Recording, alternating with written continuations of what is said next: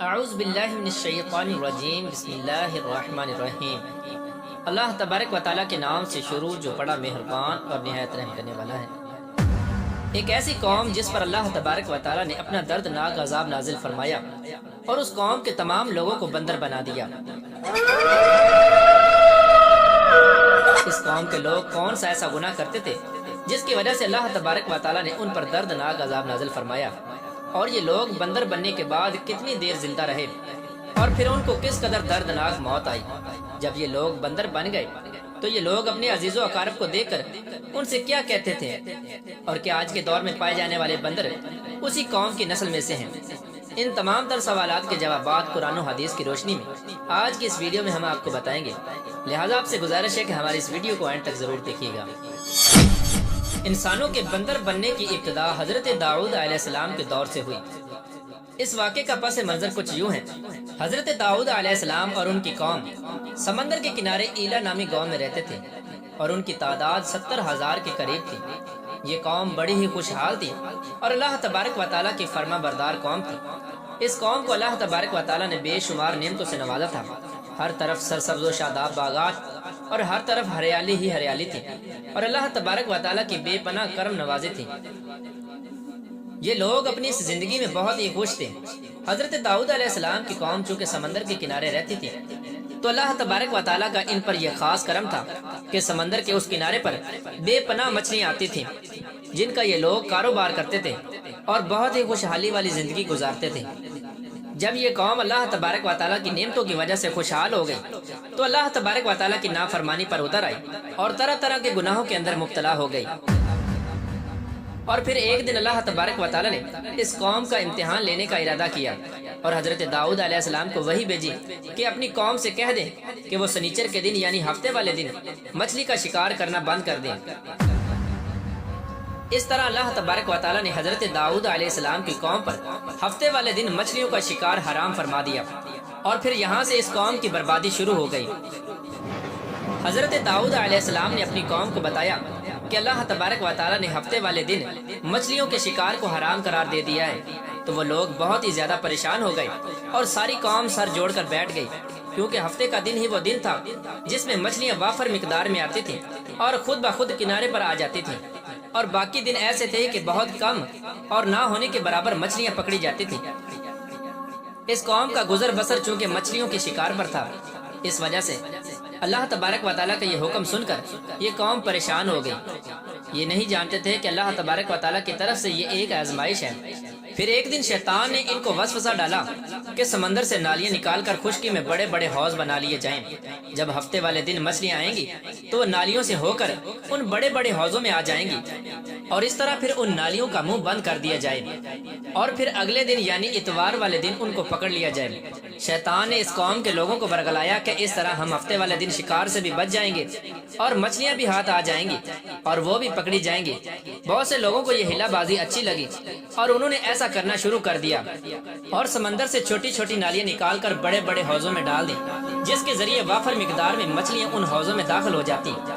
اس قوم کے بدبخت لوگوں کو شیطان کا یہ ہلا بہت پسند آیا، لیکن اس قوم نے یہ نہ سوچا کہ جب مچھلیاں سمندر سے حوض میں آ کر قید ہو گئی تو پھر مچھلیوں کا شکار ہی ہو گیا، اس لیے یہ شکار بھی ہفتے والے دن ہی قرار پایا جو اللہ تبارک و تعالیٰ نے حرام قرار دیا تھا۔ اس موقع پر یہودیوں کے 3 گروہ ہو گئے۔ کچھ لوگ ایسے تھے جو شکار کے اس شیطانی ہلے سے منع کرتے تھے اور ناراض و بیزار ہو کر شکار سے باز رہے،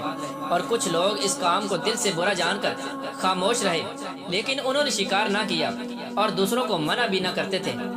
بلکہ یہ لوگ منع کرنے والوں سے یہ کہتے تھے کہ تم لوگ ایسی قوم کو نصیحت کرتے ہو جنہیں اللہ تبارک و تعالیٰ ان قریب ہلاک کرنے والا ہے اور ان پر اپنا دردناک عذاب نازل فرمانے والا ہے۔ اور اس قوم کے کچھ لوگ ایسے تھے جو سرکش اور نافرمان لوگ تھے، جنہوں نے اللہ تبارک و تعالیٰ کے حکم کی اعلانیہ مخالفت کی اور شیطان کے ہیلے بازی کو مان کر ہفتے والے دن شکار کرنے لگے۔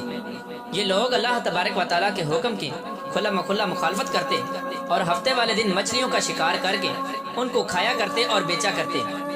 پیارے دوستو، حضرت داؤد علیہ السلام کی قوم کے 1200 ایسے نافرمان افراد تھے جو منع کرنے کے باوجود بھی ہفتے کو ان نالیوں کے ذریعے شکار کرتے رہے۔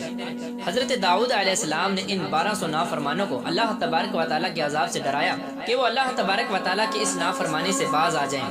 لیکن وہ لوگ باز نہ آئے اور کھلے عام شکار کرنے لگے۔ چنانچہ وہ لوگ جو اس بات کو برا جانتے تھے، ان لوگوں نے اپنے اور ان نافرمانوں کے درمیان ایک دیوار کھڑی کر دی، جس کی ایک طرف وہ 1200 نافرمان رہتے تھے اور دوسری طرف وہ لوگ تھے جو شکار سے باز رہے۔ حضرت داؤد علیہ السلام نے اپنی اس قوم کے نافرمانوں کو بارہا سمجھایا، لیکن یہ لوگ اپنی نافرمانی سے باز نہ آئے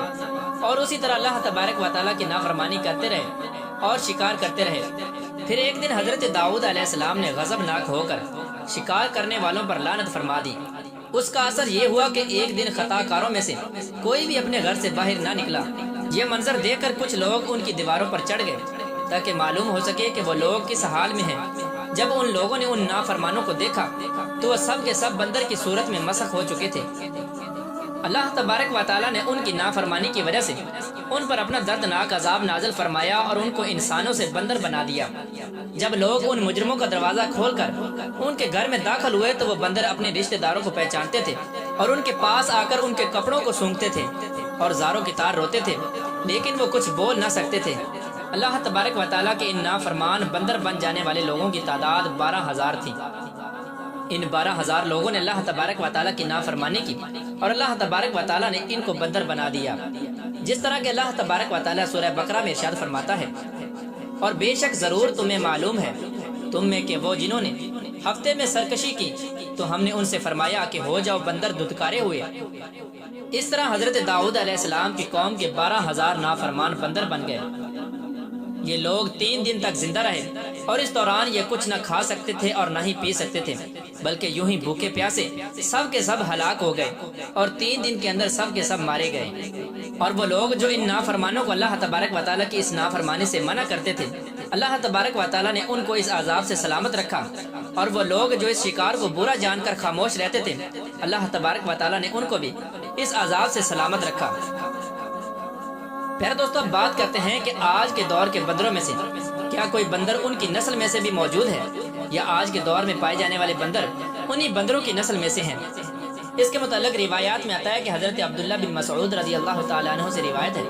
کہ حضور پاک صلی اللہ تعالیٰ علیہ وآلہ وسلم سے کسی نے سوال کیا کہ آج کے بندر کیا حضرت داؤد علیہ السلام کی قوم سے ہیں؟ تو حضور نبی کریم رؤوف الرحیم صلی اللہ تعالیٰ علیہ وآلہ وسلم نے ارشاد فرمایا کہ اللہ تبارک و تعالیٰ جس قوم پر عذاب بھیجتا ہے یا ان کی شکلوں کو مسخ کرتا ہے تو یہ عذاب انہی پر ہوتا ہے جن پر وہ عذاب نازل ہوا تھا، اور اس کے بعد اللہ تبارک و تعالیٰ ان لوگوں کو ہلاک کر دیتا ہے اور ان کی آگے نسل نہیں بڑھتی۔ اس لیے یہ بات غلط ہے کہ کچھ لوگ یہ سوچتے ہیں کہ آج کے بندروں میں بھی حضرت داؤد علیہ السلام کی قوم کے بندر بننے والوں کی نسل موجود ہے۔ ایسا کچھ بھی نہیں ہے۔ وہ لوگ صرف اور صرف 3 دن زندہ رہے اور اس کے بعد سب کے سب ہلاک ہو گئے، اور اللہ تبارک و تعالیٰ نے اس قوم کے نافرمانوں کو صفحہ ہستی سے مٹا دیا۔